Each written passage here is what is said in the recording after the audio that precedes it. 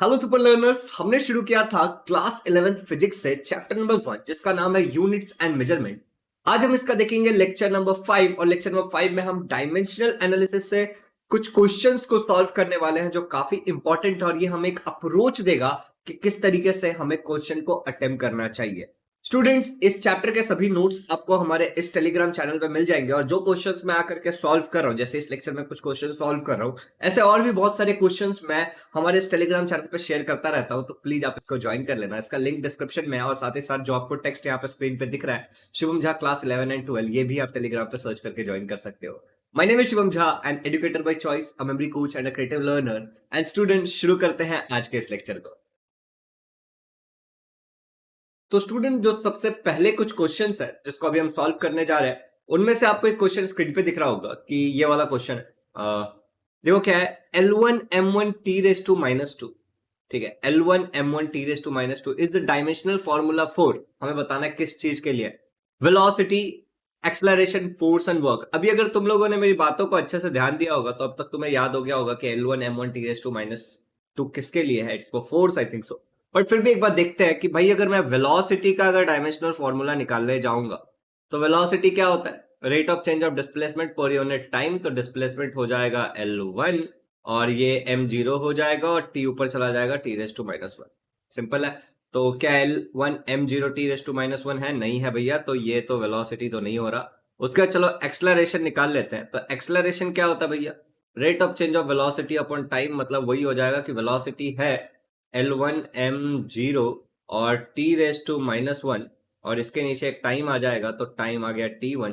तो ये अगर ऊपर जाएगा तो ये क्या हो जाएगा, t⁻⁻1। तो -1 माइनस मतलब समझो इसको, L1 m0 t⁻⁻1। अगर वो t को ऊपर लेंगे तो ये भी t⁻⁻1 हो जाएगा और ये आगे चल के क्या हो जाएगा बच्चों, L1 m0 और t⁻²। ये भी हमने क्वेश्चन सॉल्व करते करते बहुत बार यूज किया है, तो इसमें कुछ ज्यादा रॉकेट साइंस नहीं है। अब देखो अगला क्वेश्चन है तुम्हारा फोर्स। तो फोर्स का क्या है, ऑप्शन फोर्स है, क्वेश्चन नहीं, अगला ऑप्शन फोर्स है। तो फोर्स का क्या होता है भाई, force is equal to mass multiply by acceleration. अभी तुम्हें लग रहा होगा कि भैया आप तो आ ही जाएगा, तो देखते हैं एक बार। मास हो जाएगा हमारा m1, ठीक है, बाकी हम नहीं भी लिखेंगे एल और टी तो चलेगा। और एक्सलरेशन अभी अभी हमने ऊपर निकाला है, तो एक्सलरेशन क्या है, L1 m0 t⁻²। अगर मैं इन दोनों को जोड़ देता हूं तो क्या हो जाएगा, L1 आ जाएगा, m1 आ जाएगा और t⁻² हो जाएगा। तो यहाँ पे तुम्हें क्लियरली समझ में आ रहा है कि ये जो हमें दिया हुआ है, ये जो हमें दिया हुआ है ये फोर्स है, राइट। फोर्स का ही दिया हुआ है और कुछ नहीं दिया हुआ है। अच्छा भैया, वैसे वर्क निकालना होता तो क्या निकालते हैं, चलो चलो वर्क भी निकाल के देख ही लेते हैं कि अगर मुझे वर्क का निकालना होता तो मैं वर्क का क्या निकालता। वर्क क्या होता है, फोर्स इनटू डिस्प्लेसमेंट। तो अब तुम्हें बात समझ में आ गया होगा कि बस एक डिस्प्लेसमेंट में एक लेंथ ऐड हो जाएगा। तो फोर्स का क्या था, L1 m1 t⁻² और इसके साथ एक डिस्प्लेसमेंट मतलब L1 और आ जाएगा, तो ये क्या हो जाएगा वर्क का, L2 m1 t⁻²। ये हमारा वर्क के लिए हो गया। तो बहुत ही सिंपल सा क्वेश्चन है और देखो हम कितने आसानी से इसको सॉल्व कर पाए। तो एक काम करते हैं, अभी ये सबको मिटा देते हैं, इसका तो आंसर हमें मिल ही गया। तो erase all the ink strokes. अगला देखते हैं, dimensions of kinetic energy are. अगर हमें काइनेटिक एनर्जी के डायमेंशंस निकालने हैं तो क्या होंगे। अभी देखो मैंने तुम लोगों को एक चीज बताया था, अगर तुम्हें याद होगा तो, कि वर्क डन, ठीक है, work done is equal to energy, ठीक है, कोई भी प्रकार kinetic energy, potential energy, and it is equal to heat generated. ठीक है, इन तीनों के जो वो आएंगे जनरेटेड, इन तीनों के जो डायमेंशन आएंगे सेम आएंगे। अभी अभी ऊपर वर्क का निकाला था, याद करो, वर्क इज इक्वल टू क्या था, फोर्स इनटू डिस्प्लेसमेंट। इस लॉजिक से फोर्स का डिस्प्ले याद ही होगा डायमेंशन तुम्हें, L1 m1 t⁻²। इतनी जल्दी तो तुम नहीं भूलते हो, और डिस्प्लेसमेंट है L1, क्या भूल जाते हो, सच्ची सच्ची बताना कमेंट में। अच्छा, तो ये क्या हो जाएगा, L2 m1 t⁻², यही होगा। तो ये वर्क का है और यही किसका आएगा, इक्वल टू एनर्जी का भी आएगा और यही हीट जनरेटेड का भी आएगा। तो dimension of kinetic energy are same as at of, तो यहाँ पे कुछ ज्यादा पूछा नहीं है, वर्क ही होगा। और फोर्स का सेम तो आएगा नहीं, एक्सलरेशन आएगा नहीं। और प्रेशर क्या होता है, एक बार ये तो तुम्हें पता है कि इसके जैसा तो सेम आने से रहा, ठीक है, इसके जैसा तो सेम आने से रहा, ठीक है, इसके जैसा भी सेम आने से रहा। क्यों, क्योंकि इसका जो आता है, ये देखो, ये हमारा किसका है, एनर्जी का है, लेट से। फोर्स का तुम्हें पता है ये ऊपर वाला है, ठीक है, ये ऊपर वाला है, तो इसके जैसा सेम तो है नहीं। फिर एक्सलरेशन भी हमने निकाला ही था, याद करो तुम। एक्सलरेशन हमने क्या निकाला था? एक्सलरेशन था L1 m0 t⁻²। तो इसके जैसा भी है क्या? नहीं, एग्जैक्टली इसके जैसा भी नहीं है। प्रेशर की अगर मैं बात करूं तो प्रेशर क्या होता है भैया? तो प्रेशर होता है फोर्स अपॉन एरिया। प्रेशर क्या होता है? कितना फोर्स आपने कितने एरिया पे लगाया। अभी जरा समझना, फोर्स को हमें पता है क्या होता है, L1 m1 t⁻²। एरिया क्या होता है? लेंथ का स्क्वायर, मतलब मान लो कि मीटर स्क्वायर सिंपली, ठीक है। तो L2 आ जाएगा।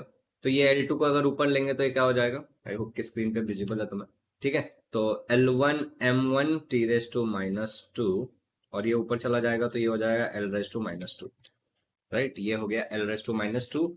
तो अभी बस सिंपल सा गणित लगाना है तुम्हें, तो -2 + 1 = -1, ठीक है। L-1 m1 और t⁻²। यहीं पे क्लियरली समझ में आ गया होगा तुम्हें कि यार this is not worth it, ये वाला तो उसके जैसा है ही नहीं। तो एक बस वर्क डन का जो है वो सेम निकल रहा है, क्योंकि वर्क डन = एनर्जी होता है। तो ज्यादा चिंता करने की कोई बात नहीं है, ठीक है। ये तुम्हें खुद सॉल्व करना है, इसके नोट्स मैं नहीं दूंगा, क्योंकि कितने ही दूंगा अगर तुम मांगोगे भी तो, ठीक है। ज्यादा ज्यादा यही दे दूंगा, क्वेश्चन तो तुम्हारे अंदर है ही और तुम्हें अपने नोट्स में इसको ऐड कर लेना है। चलो तो बच्चों, अब ये वाला क्वेश्चन सॉल्व करते हैं। जरा क्वेश्चन को ध्यान से देखना, क्वेश्चन क्या बोल रहा है यहाँ पे। क्वेश्चन कह रहा है what are the dimensions of the quantity L under root में L/g है, और L कह रहा है लेंथ है, G acceleration due to gravity है। देखो ऐसे क्वेश्चन बहुत इजी होते हैं, तो बिल्कुल टेंशन नहीं लेना इनको सॉल्व करते समय। देखो सबसे पहले हमें बताया कि L क्या है भाई? L इन लोगों ने बोला है कि लेंथ है। अब अगर मैं तुम्हें यही कहता हूं कि L के डायमेंशंस निकाल लो, तो तुम बोलोगे कि यार लेंथ है तो खाली L1 होगा, M कुछ नहीं होगा और T कुछ भी नहीं होगा, ठीक है। तो क्या मैं इसको ऐसे भी लिख सकता हूँ कि खाली L1? तुम बोलोगे हाँ भैया बिल्कुल लिख सकते हो। फिर G क्या है? एक्सेलरेशन ड्यू टू ग्रेविटी है, मतलब क्या है? एक्सेलरेशन है, ठीक है। तो मैं बोलूंगा इसका क्या होगा, तो तुम्हें शायद याद होगा, अभी अभी हमने सॉल्व किया था। तो इसको भी मैं ऐसे लिख सकता हूँ कि इसमें क्या है, खाली L है, M तो है नहीं, तो T रेस टू क्या है यहाँ पे? T⁻², है, ठीक है। अब बच्चों क्या करना है हमें, ऊपर का जो फॉर्मूला था उसको बस सब्सटीट्यूट करना है डायमेंशंस।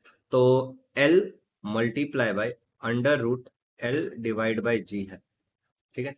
देखो L के जगह पे हम क्या डाल देंगे? लेंथ के डायमेंशंस, तो वो L1 है, मल्टीप्लाई बाय ब्रैकेट में क्या है हमारे पास? लेंथ के डायमेंशन है यहाँ पे L1, ठीक है। और यहाँ पे एक्सेलरेशन के डायमेंशन है L1 t⁻², ठीक है। तो अब यहाँ पे सिंपल सा एक बहुत ही सिंपल सा कैलकुलेशन है कि L1 L1 कैंसिल हो जाएगा, इसमें कुछ खास रॉकेट साइंस नहीं है। और बचेगा क्या अपने पास? देखो यहाँ पे अपने पास बचा L1, ठीक है, मल्टीप्लाई बाय ब्रैकेट में। अब ये जो t⁻² है, अगर मैं उसको ऊपर लेता हूँ मान लो, तो क्या मैं कह सकता हूँ t⁻, यहाँ पे -2 हो जाएगा क्योंकि ऊपर गया तो इसका मतलब मैं ये भी कह सकता हूँ सिंपल भाषा में कि ये क्या हो जाएगा यार? पॉजिटिव हो जाएगा, अंडर रूट t⁻2 हो जाएगा, ऐसा भी मैं कह सकता हूँ, ठीक है। यहाँ पे ब्रैकेट है ऑफकोर्स, ठीक है। तो अब देखो यार, एक सिंपल सी बात समझना है तुम्हें। अगर एक A⁻² नहीं, ए को मैंने अंडर ब्रैकेट डाला है, इसका मतलब होता है A⁻², या फिर मान लो A⁻, अगर हाफ है तो उसका मतलब मैं ये भी ले सकता हूँ कि A ब्रैकेट के अंदर है, स्क्वायर ब्रैकेट के अंदर है, ठीक है। तो चलो इसी लॉजिक से थोड़ा सा आगे बढ़ते हैं इस सब में। तो इसको मिटा देता हूँ मैं कि हम क्लियरली देख सके। तो बच्चों यहाँ पे अगर मैं इस लॉजिक से आगे बढ़ूँ तो क्या मैं कह सकता हूँ कि L1 आएगा मेरा मल्टीप्लाई बाय, यहाँ पे आ जाएगा ये t², ठीक है, ½ तुम बोलोगे हाँ भैया ऐसा ही कुछ होना चाहिए। फिर हम आगे यहाँ पे लिख देते हैं। तो इस बार बात को अगर यहाँ पे लिखें तो ये हो जाएगा, मल्टीप्लाई हो जाएगा कैसे कि t, ठीक है, 2/2 ऐसा आ जाएगा। और ये क्यों आया बताता हूँ मैं तुम्हें, ठीक है। L1 और यहाँ पे आ जाएगा तुम्हारा T1, ठीक है।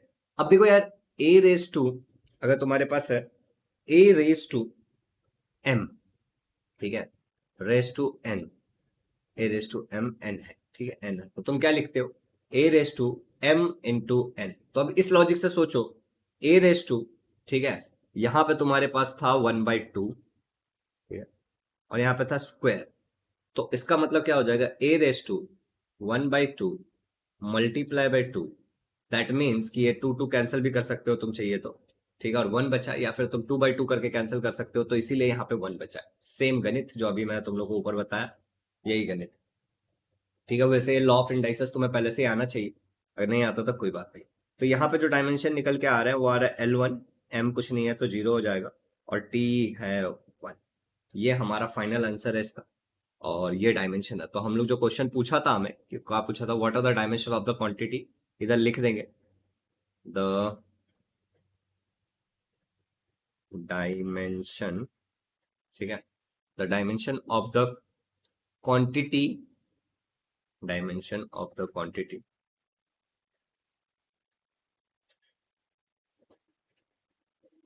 L under root L divide by G is, यहाँ पे जो आया वो L1 M0 T⁻²। ये हमारा फाइनल आंसर। मैं ऐसी आशा करता हूँ कि सभी लोगों को ये क्वेश्चन का आंसर अच्छे से समझ में आया होगा, और सभी लोग अपने नोट्स में इस क्वेश्चन के आंसर को जरूर लिख लेंगे। अब हम लोग चलते हैं हमारे नेक्स्ट क्वेश्चन की तरफ, जो कि बहुत ही प्यारा सा क्वेश्चन है। कह रहा है कि हमें डिराइव करना है formula for kinetic energy of a particle having mass m and velocity v using dimensional analysis। तो हमें डायमेंशनल एनालिसिस का इस्तेमाल करना है, और मैंने तुम्हें बताया कि किस तरीके से फॉर्मूला निकाला जाता है, 2-3 चीजों के फॉर्मूला निकाल करके। लेकिन यहाँ पे ये याद रखना है कि यहाँ पे जो कांस्टेंट आएगा वो एक डायमेंशन लेस कांस्टेंट होना चाहिए। ये बहुत जरूरी है, अगर ऐसा नहीं है तो तुम्हारा नहीं होगा। तो बेसिकली देखो यहाँ पे क्या दिया है कि जो काइनेटिक एनर्जी है, लेट्स से कि काइनेटिक एनर्जी को मैंने के ही लिख दिया, वो डिपेंड किस पे करता है, काइनेटिक एनर्जी डिपेंड करता है मास पे, और जो काइनेटिक एनर्जी है यहाँ पे दिया हुआ है वो डिपेंड करता है वेलोसिटी पे। ये क्या है बच्चों, ये मुझे गिवन, ठीक है। अब मुझे क्या बोला जा रहा है इसका फॉर्मूला निकालने के लिए, तो तुम्हें भी पता है कि हम क्या करते हैं, हम अज्यूम करते हैं कि kinetic energy is proportional to mass raise to x लेना पड़ेगा हमें, क्योंकि हमें नहीं पता कि ऊपर रेस टू में क्या आ सकता है। और मेरे हिसाब से मैंने ये तुम्हें निकाल के भी बताया था, kinetic energy is proportional to y, ठीक है।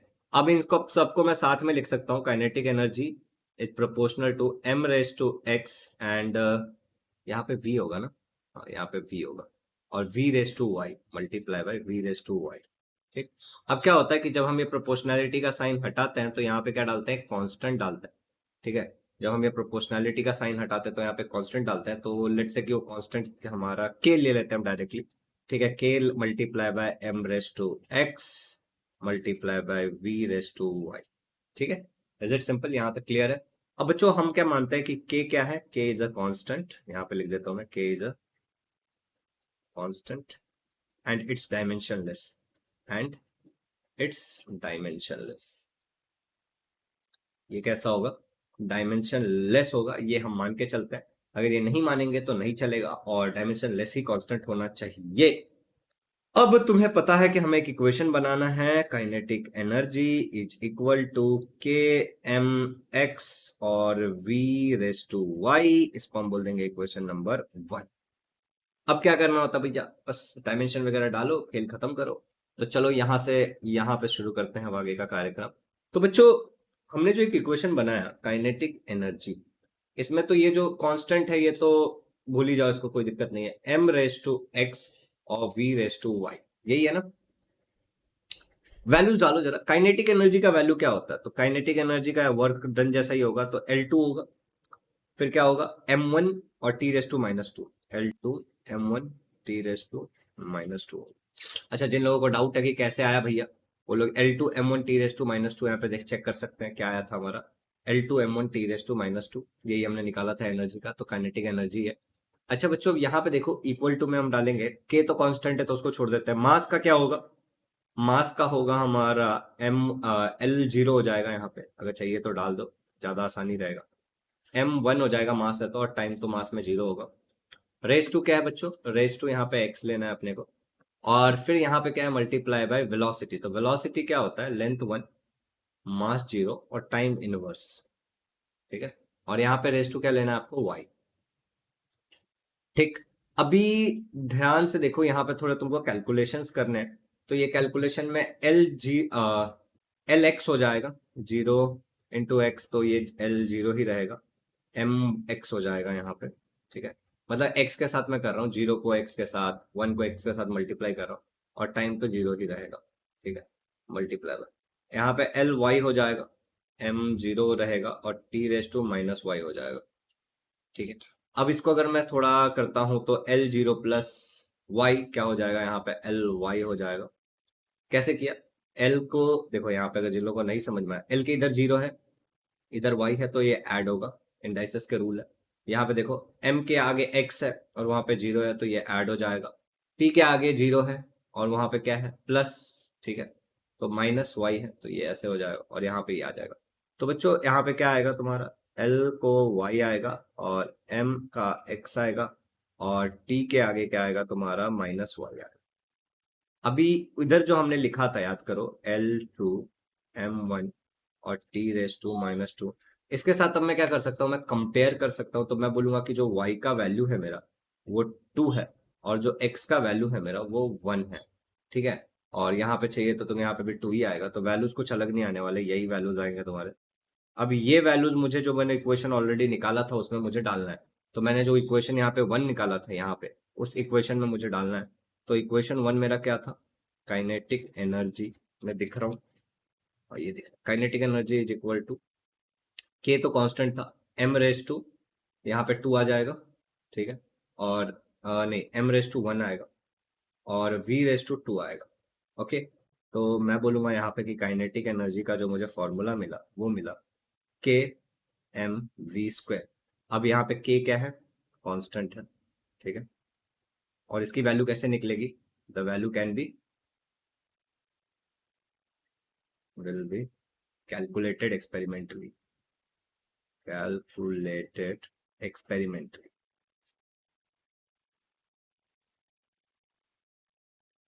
ठीक है, इसकी वैल्यू एक्सपेरिमेंटली कैलकुलेट की जाती है और वो कितने आती है, हाफ आती है, हमें पता है। तो दैट्स अबाउट दिस सम, ये भी बहुत इजी था और आई होप कि तुम्हें समझ में आ भी गया होगा। अब चलते हैं नेक्स्ट सम पे। तो ये वाला सम देखो, ये बड़ा ही सही सम है। An object is falling freely under the gravitational force. एक ऑब्जेक्ट है, इमेजिन करो, जो फ्रीली ग्रेविटेशनल फोर्स के अंडर गिर रहा है। तो इस तरीके से तुम ऑब्जेक्ट इमेजिन कर सकते हो, ये फ्रीली ग्रेविटेशनल फोर्स के अंडर में गिर रहा है, ठीक है। और फिर कह रहा है कि it's velocity after travelling a distance h, let say कि यहां से यहां तक इसने एक डिस्टेंस h ट्रैवल कर लिया है और इसकी जो वेलोसिटी है वो v है। If v depends upon the gravitational acceleration, फिर कह रहा है कि जो v डिपेंड करता है ग्रेविटेशनल एक्सेलरेशन पे डिपेंड करता है, एंड डिस्टेंस v जो है वो डिस्टेंस पे भी डिपेंड करता है, d पे। तो हमें प्रूव करना है डायमेंशनल एनालिसिस से कि भाई ये वाला फॉर्मूला होगा, ठीक है। और k क्या है यहाँ पे, एक डायमेंशन लेस कॉन्स्टेंट है, ऐसा अज्यूम कर लेना, ठीक है। तो बहुत सिंपल है, अभी जैसा लास्ट सम किया था उसी तरीके से ये सम भी किया जा सकता है। तो चलो बचाते हैं, क्या दिक्कत है। तो क्या बोला है यहाँ पे कि h जो है तुम्हारा वो डिस्टेंस है सबसे पहले, तो h को डिस्टेंस लिख देते हैं यहाँ पे सुंदर और अच्छे शब्दों में, h हमारा डिस्टेंस है। फिर और क्या बोला है, और हमें कहा है कि जो v है तुम्हारा वो वेलोसिटी है। अच्छा, डिस्टेंस मतलब क्या होता है यार, डिस्टेंस मतलब इनडायरेक्टली होता है कि तुम किसकी बात कर रहे हो, लेंथ की बात कर रहे हो।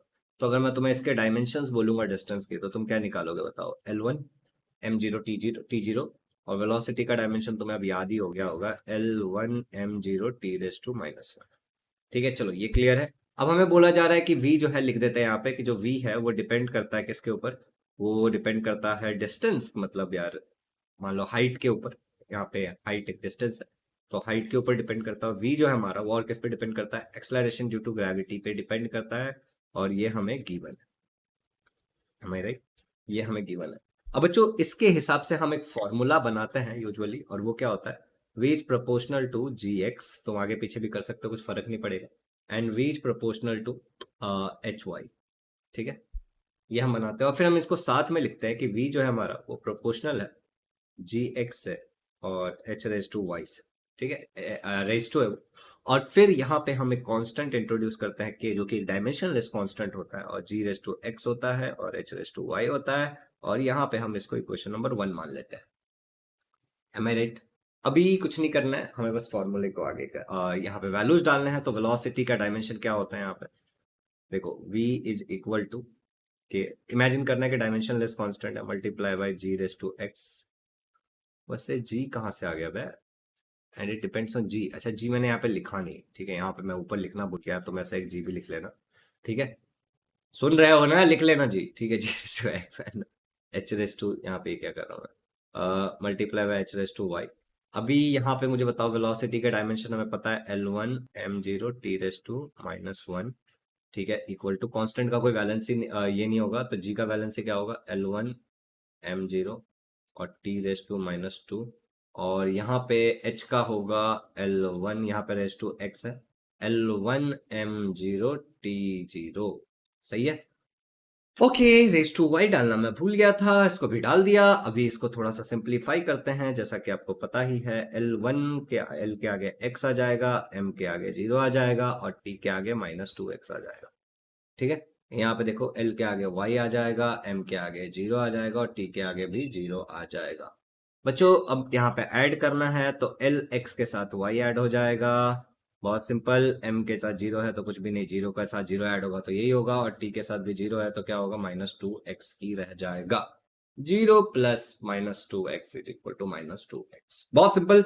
अभी तुम्हें यहाँ वाले फॉर्मूला से कंपेयर करना है, L1 M0 और t रेस टू -1 के साथ इस सबको कंपेयर करना है। ठीक है, इसको थोड़ा सा सुंदर तरीके से लिखते हैं, t रेस टू -1 के साथ कंपेयर करना है। तो यहाँ पे कंपैरिजन के बाद तुम्हें पता चलेगा कि x प्लस वाई जो है तुम्हारा वो 1 है, और तुम्हें पता चलेगा कि -2x जो है वो क्या है भाई, वो -1 है। तो यहाँ पे माइनस माइनस कैंसिल, तो 2x इज इक्वल टू 1 आ जाएगा। तो x को तुम आसानी से 1/2 निकाल लोगे, और अगर मैं ये सही कर रहा हूँ तो गॉड ब्लेस मी। अब यहाँ पे तुम इस वाले इक्वेशन में x की वैल्यू डाल सकते हो। तो x की वैल्यू जैसे तुम 1/2 डाल दोगे तो तुम्हें मिल जाएगा 1/2 plus y is equal to 1। That means कि y इज इक्वल टू, देखो यहाँ पे गलती मत करना, y ये यहाँ पे पॉजिटिव है तो जाके -1/2 हो जाएगा। तुम मल्टीप्लाई कर दोगे डायरेक्टली, जाकर के 2 वैल्यू लिख दोगे, ये नहीं करना है। एक में से आधा निकालोगे तो कितना बचेगा, 5, आधा ही बचेगा यार। ठीक है, एक में से आधा निकालोगे तो आधा बचेगा। तो यहाँ पे तुम्हें x की वैल्यू मिल गई आधा और y की वैल्यू भी मिल गई आधा आधा। अब ये मत करना आधा आधा, समझ गया ना? चलो खैर कोई बात नहीं। अभी जो इक्वेशन हमारे पास था उस इक्वेशन में वैल्यू डाल देते हैं। तो वेलोसिटी इज इक्वल टू के जी, x की वैल्यू कितनी है, 1/2। अच्छा, और हाइट था तो हाइट की वैल्यू कितनी है, 1। तो क्या मैं यहाँ पे बोल सकता हूँ velocity is equal to k under root of g and h, और एज्यूमिंग कि k एक डायमेंशनलेस कांस्टेंट है जिसकी वैल्यू हम एक्सपेरिमेंट से फाइंड कर लेंगे। ये तुम नीचे लिख देना। तो बड़ा ही सिंपल सा था, ये भी बहुत ही सिंपल था। हाफ बताया था ना तुम्हें, याद करो, a रेस टू हाफ इसका मतलब होता है अंडर रूट ऑफ a, याद करो, या फिर अंडर रूट a का मतलब होता है a रेस टू हाफ। अरे यही सब इस्तेमाल करना है। चलो एक आखिरी सम देख लेते हैं, और एक सॉल्व एग्जांपल है जो थोड़ा सा कॉम्प्लिकेटेड है, लेकिन मैं चाहता तुम खुद ही करो।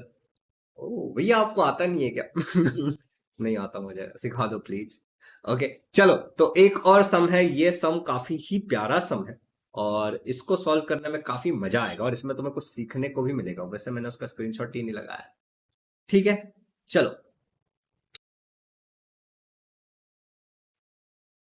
देखो, अभी ये जो सम हम करने जा रहे हैं इसमें ना तुम्हें एक नया कॉन्सेप्ट सीखने को मिलेगा। वैसे तो तुम्हें ये कॉन्सेप्ट ऑलरेडी आता है। जैसे मान लो कि अगर मुझे, जैसे मैं तुम लोग को उधर बताया था जब मैंने थ्योरी पढ़ाया था, तो कि अगर मुझे वेलोसिटी के साथ अगर मुझे ऐड करना है तो मैं खाली वेलोसिटी ही ऐड कर सकता हूँ। अगर मुझे वेलोसिटी से सब्सट्रैक्ट करना है तो मैं खाली वेलोसिटी ही सब्सट्रैक्ट कर सकता हूँ। लेकिन मैं वेलोसिटी से मास को भी डिवाइड कर सकता हूँ, मैं वेलोसिटी से मोमेंटम को भी डिवाइड कर सकता हूँ। तो डिवीजन और वेलोसिटी के साथ मैं एक्सेलरेशन को भी मल्टीप्लाई कर सकता हूँ, वेलोसिटी के साथ मैं मास को भी मल्टीप्लाई कर सकता हूँ। तो कुल मिला के एडिशन और सब्सट्रैक्शन हम सिमिलर चीजों का करते हैं, समझ रहे हो? लेकिन डिवीजन और मल्टीप्लीकेशन हम किसी भी चीज का कर सकते हैं। ये दो बातें अगर हमें क्लियर होंगी तो हम ये सबको सॉल्व कर पाएंगे, और इस बात को मुझे एक्सेप्ट करना पड़ेगा। देखो क्या बोलना चाह रहा है, v इज इक्वल टू, ध्यान से देखना, मैं लिख रहा हूं जानबूझ के, v इज इक्वल टू 80। अभी मुझे बताओ, 80 यहाँ पे क्या है, मल्टीप्लीकेशन है। ए को एक्सलरेशन मत समझना, वरना तुम गधे हो अगर ए को एक्सलरेशन समझ लो। पूरा क्वेश्चन पढ़ो पहले, ठीक है? प्लस पी, गधे क्यों? क्योंकि तुम पूरा क्वेश्चन नहीं पढ़ रहे हो। ठीक है, टी प्लस सी। अब सी को क्या पढ़ोगे, specific heat capacity. Okay, T plus C, और बी है, अब बी को क्या समझोगे? ठीक है, एंड वी नॉट। अब यहाँ पे क्लियरली समझने की कोशिश करना, ये वाला जो एक टर्म है, ये वाला एक जो टर्म है, और ये वाला जो एक टर्म है, इन तीनों टर्म को एक दूसरे के साथ ऐड किया है, मतलब क्या होना चाहिए, सिमिलर टर्म होना चाहिए। अच्छा, अगर ये बात तुम्हें समझ में आ गया है तो आगे पढ़ लेते हैं, क्वेश्चन देखते हैं क्या है। इट्स वैलिड इक्वेशन, कह रहा है कि ये जो इक्वेशन तुम्हें दिया हुआ है ये एक वैलिड इक्वेशन है। Obtain the dimensional formula for A B and C. अब इनको नहीं पता है, मान लो कि तुम्हें नहीं पता है कि ए क्या है, ठीक है? तो तुम्हें ए का वैल्यू निकालना है, तुम्हें बी का वैल्यू निकालना है, सी का वैल्यू निकालना है, डायमेंशनल फॉर्मूला निकालना है बेसिकली। ठीक है, जहां पे बोला जा रहा है वी वेलोसिटी है, टाइम और T time and we zero initial velocity है, मतलब वेलोसिटी ही है, ऐसा मान के चलता है। देखो यार, सबसे पहले मैंने कहा कि यहाँ पे क्या होगा कि जो एलएचएस है, हमें पता है जो एलएचएस होता है वो आरएचएस के इक्वल टू आता है। ठीक है, तो मैं क्या देता हूं कि जो डायमेंशन होगा, ठीक है, जो डायमेंशन होगा किसका, v का, जो कि LHS में है, वही डायमेंशन होगा मेरे किसका, डायमेंशन होगा मेरे AT का, वही मेरा डायमेंशन होगा, ठीक है, क्योंकि ये सब ऐड हो रहा है b प्लस टी प्लस सी का, और वही मेरा डायमेंशन होगा किस चीज का, v नॉट का। तुम बोलोगे यार सबका डायमेंशन अगर सेम ही है तो फट से v का डायमेंशन निकाल देते हैं और सबको लिख देते हैं, बात ही खत्म। देखो यहाँ पे तुम्हें a का निकालना है, इसका पूरे टर्म का, AT का नहीं बताना, समझ रहे हो ना, AT का पूरा नहीं बताना, खाली तुम्हें a का बताना है। भैया टाइम सब्ट्रैक्ट कर देते हैं, काम हो जाएगा पूरा। देखो बच्चों, अभी जैसा कि मैंने तुम्हें बताया, ठीक है, कि ये वाले इस पार्ट को लेते हैं हम, ठीक है, इस इतने से पार्ट को लेते हैं। अभी कहाँ गया कहाँ गया, एक शेप बना लेता हूं, शेप बना लूंगा तो थोड़ा सा मजा आएगा। इस तरह से शेप यू ऐड करते हैं यार, यहाँ से कहीं से शेप ऐड करा जाता था इसमें, मैं हर बार भूल जाता हूँ इसमें शेप कहाँ से ऐड करते हैं। ठीक है चलो जान दो, शेप नहीं है तो नहीं है, हम ये वाले पार्ट को लेते हैं, ठीक है, मैं बस क्रॉप कर लेता हूँ यहाँ से, यहाँ पे मार्क कर देता हूँ, तुम समझ जाओगे। ये वाले पार्ट को लेते हैं, dimension of v is equal to dimension of AT, ठीक है, चलो ठीक है, लेके देखते हैं। तो मैं इस पार्ट में से सॉल्व कर रहा हूँ इस सम को। तो मैंने तुम्हें कहा कि डायमेंशन जो है किसका, v का, अभी मैं ब्रैकेट में लिख देता हूँ डायमेंशन, वो इक्वल टू होगा किसके डायमेंशन से, DIM का मतलब मैं बोल रहा हूँ डायमेंशन ऑफ AT। चलो बढ़िया, यहां तक अगर क्लियर है तो बहुत ही अच्छी बात है। डायमेंशन ऑफ v क्या आएगा मुझे बताओ, L1 M0 T⁻⁻⁴, ठीक है। अच्छा, अब डायमेंशन ऑफ AT की बात चल रही है, तो यहां पे मैं क्या लिख सकता हूं इस तरीके से कि यहाँ पे जो बात चल रही है वो डायमेंशन ऑफ A की बात चल रही है, और फिर बात चल रही है मल्टीप्लाई है यहाँ पे, ठीक है, तो मल्टीप्लाई के साथ डायमेंशन ऑफ T भी है, ऐसा मैं बोल सकता हूँ, हाँ जी बिल्कुल बोल सकता हूँ। तो यहाँ पे डायमेंशन ऑफ A तो मुझे नहीं पता है, वही तो मुझे ढूंढना है, तो dimension of A as it is रह जाएगा। और इस तरफ क्या है मेरे पास, L1 है, सॉरी L1 नीचे लिख दिया, L1 M0 T⁻²। बच्चों ये वाला जो टर्म है इसको मैं इस तरफ ले आता हूं तो इधर डिवाइड में चला जाएगा, तो ये क्या हो जाएगा, डायमेंशन ऑफ T, तो डायमेंशन ऑफ T हो गया ये, ठीक है। यहाँ पे भी हम ऐसे कर सकते हैं, ज्यादा अच्छा लगेगा हमें, डायमेंशन ऑफ V, ठीक है, और यहाँ पे भी हम ऐसे कर सकते हैं AT के साथ डायमेंशन ऑफ AT, और सिमिलरली तुम इस सब जगह पे भी कर लेना, तुम्हें समझ में आ गया होगा कि मैं क्या कहना चाह रहा हूँ। तो बच्चों मुझे बताओ, इसको मैं LHS में लिख देता हूँ यहाँ पे, इसको सम को थोड़ा आगे सॉल्व करते हैं, यहाँ पे डायमेंशन ऑफ, ऐसे लिख देते हैं, ठीक है, ये ज्यादा अच्छा लग रहा है रादर देन कि खाली हम ऐसे लिख रहे हैं डायमेंशन ऑफ A। बाकी तुम लोग इधर भी कर लेना, ठीक है, चलो अब सही है। तो dimension of A is equal to, क्या बोला हमने, यहाँ पे क्या है हमारा, L1 M0 T⁻² divide by, यहाँ पे खाली टाइम है तो क्या आ जाएगा, L0 M0 और T⁻1 हो जाएगा। बच्चों अगर ये T⁻1 को अगर मैं ऊपर लेता हूं तो तुम्हें भी पता, मुझे भी पता है कि क्या होने वाला है, और तुम्हारा भाई यहाँ से थोड़ा साइड हट जाता है, थोड़ा छोटा भी हो जाता हूँ, तुम्हें ज्यादा से ज्यादा स्पेस दे सकूं मैं।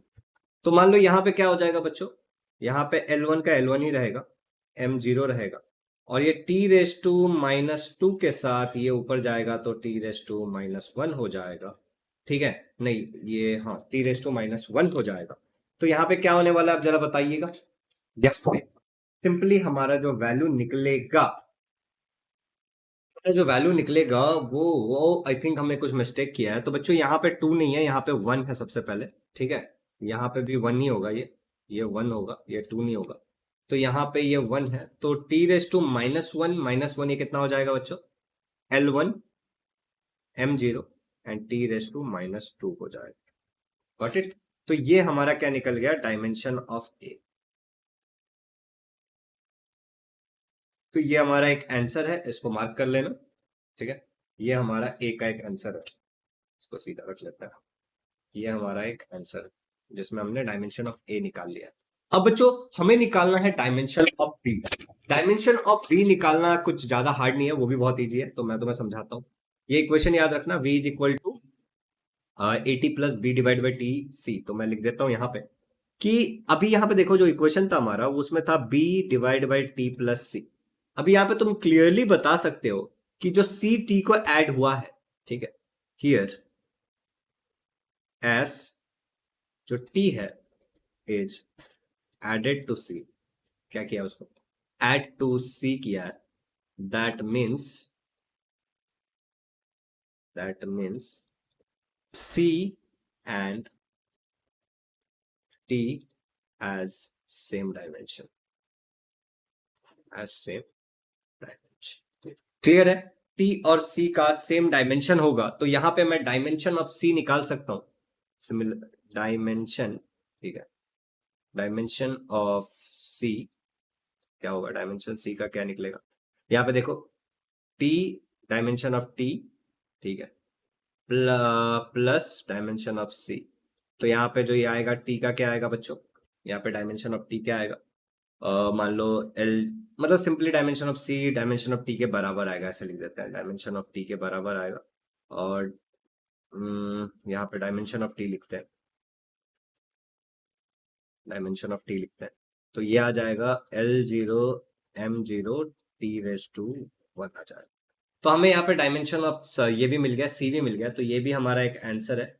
और अब हमें क्या करना है, हमें ना डायमेंशन ऑफ बी निकाल, ठीक है, तो मैं जो इक्वेशन था उसी का इस्तेमाल करूंगा और मैं कह दूंगा कि एक पेज ऐड कर लूं, चलो यार एक पेज क्रिएट कर लेते हैं, अब यहाँ पे व्हाइट पेज आ गया तो व्हाइट पेज, कोई दिक्कत नहीं है। मैं कहूंगा कि जो डायमेंशन है हमारा, ठीक है, इसको छोटा कर लेता हूँ पेन को, ठीक है, हमारा क्या था, डायमेंशन ऑफ वी, याद करो हमने बोला था वो इक्वल है हमारा डायमेंशन ऑफ ए टी, ठीक है, वो इक्वल होगा dimension of B plus B divide by T plus C, और वही इक्वल होगा हमारा डायमेंशन ऑफ वी नॉट के, ये हमने कहा था। तो अभी इसमें से ना हम ये वाला पार्ट का यूज करेंगे, ये वाला, तो मैं यहां पे कह सकता हूं, ठीक है, कि जो मेरा डायमेंशन ऑफ वी होगा वो क्या होगा, वो इक्वल टू होगा dimension of B divide by T plus C के, ठीक है, B divide by T plus C के। अभी कुछ नहीं करना, वैल्यू डालना है, डायमेंशन ऑफ वी क्या आता है, डायमेंशन ऑफ वी आएगा मेरा L1 M0 T⁻⁻1, ठीक है, और यहाँ पे डायमेंशंस क्या आएंगे बताओ, डायमेंशन ऑफ बी यहाँ पे लिख देता हूँ मैं, डायमेंशन ऑफ बी, ठीक है, डिवाइड बाई यहाँ पे क्या आएगा, टाइम का डायमेंशन आएगा, जो हमने सी और टी एक ही है तो L0 M0 T⁻1, ठीक है। अब क्या करो, इस वाले वैल्यू को उधर सेंड कर दो, इधर सेंड करोगे तो ये मल्टीप्लाई हो जाएगा, तो ये बचेगा तुम्हारा L1 M0 T⁻1, और ये उधर जाएगा तो मल्टीप्लाई हो जाएगा, तो L0 नीचे वाले को भेजा, डिनोमिनेटर वाले को, T⁻1 ही रहेगा, is equal to dimension of B, ठीक है। डायमेंशन ऑफ बी को LHS में ले लेते हैं, ये थोड़ा देखने में अच्छा लगे, dimension of B is equal to, अब यहाँ पे कैलकुलेशन करना है, L0 के साथ 0 क्या हो जाएगा, L1 के साथ 0 तो 1 + 0 ये, और M के साथ 0 ही रहेगा, T-1 + 1 क्या होगा, तो यहाँ पे कुछ ऐसा हो जाएगा T-1 + 1, तुम्हें भी पता है कि अब क्या आने वाला है, तो जो मेरा डायमेंशन ऑफ बी आया वो क्या आया, L1 M0 और यहाँ पे T0 आ गया, ठीक है। ऐसा क्यों हुआ है, हमने ये क्यों किया, तो मैं 1000 बार बता चुका हूं, तो हर बार मैं तुम्हें बताता हूँ A⁻m+n होता है, ठीक है, ये भी तुम्हें याद रखना है। तो आई होप कि तुमने ये सम पूरा देखा और तुमने इस पूरे सम को समझा, तो यहाँ पे हमें डायमेंशन ऑफ बी भी मिल गया है, तो ये भी हमारा क्या है, आंसर है। तो dimension of B L1 M0 T0 है, एक बार चेक करते हैं, हमने वहां पे आंसर भी रखा था, ठीक है, अगर तुम्हें याद होगा तो जो सम मैंने तुम्हें दिया था उसमें आंसर भी था। तो डायमेंशन ऑफ सी जो हमने सी तो टाइम वाला ही डायमेंशन था, यस नो यस, क्या चेक कर सकते हो, टाइम वाला ही डायमेंशन था, हमने सी निकाला था, पीछे ही निकाला था, देखो खाली टाइम का 1 है बाकी सब नहीं है, तो खाली टाइम का 1 है बाकी सब कुछ भी नहीं है, ओके। और बी का जो डायमेंशन है उसमें खाली लेंथ था, बाकी सब 0 हो गया था, याद करो बी के डायमेंशन में लेंथ था बाकी सब 0 हो गया था, तो यहाँ पे भी ये भी सही है। और बाकी ए का डायमेंशन अगर देखोगे तो L1 m0 t raised to -2, L1 m0 t raised to -2। तो यहाँ पे कुल मिला के मैंने आपको सारे डायमेंशंस के सम बता दिए हैं कि किस तरीके से उनको सॉल्व किया जाता है। ऐसे और भी क्वेश्चंस के लिए आप हमारे इस टेलीग्राम चैनल को जरूर ज्वाइन करना, शुभम झा क्लास 11 एंड 12। ये सारे सॉल्यूशन आपको खुद से बुक में लिखने हैं और नीट एंड क्लीन हैंडराइटिंग में मैंने तुम्हें सॉल्व कर करके दिखाया कि किस तरीके से सॉल्व किया जाता है। एक सॉल्व एग्जांपल है डायमेंशन एनालिसिस पे, आई थिंक वो क्वेश्चन ये वाला होगा। ठीक है, ये क्वेश्चन एक बार सेल्फ ट्राई करना। ठीक है, सेल्फ ट्राई करना, बहुत ही सिंपल सा क्वेश्चन है। सिंपल नहीं है एक्चुअली, ये क्वेश्चन समझना सबसे इंपॉर्टेंट है, उसके बाद तुम आसानी से कर लोगे। मैं जानबूझ के इस वीडियो को लंबा नहीं रख रहा हूँ कि पहले इतने कर लो, नेक्स्ट किसी क्लास में मैं इसको भी सॉल्व कर दूंगा। नहीं तो मैं सोचता हूँ कि क्वेश्चन सॉल्व वाले कार्यक्रम हम लोग लाइव ही लेते हैं, उसमें ज्यादा मजा आएगा। ठीक है, बट उसके लिए मुझे आप लोगों का एक टाइम जानना है कि किस टाइम में आप लोग हो सकते हो, तो प्लीज नीचे कमेंट करके मुझे जरूर बताना। Thank you so much for watching this video, subscribe to the channel and do share it with your friends.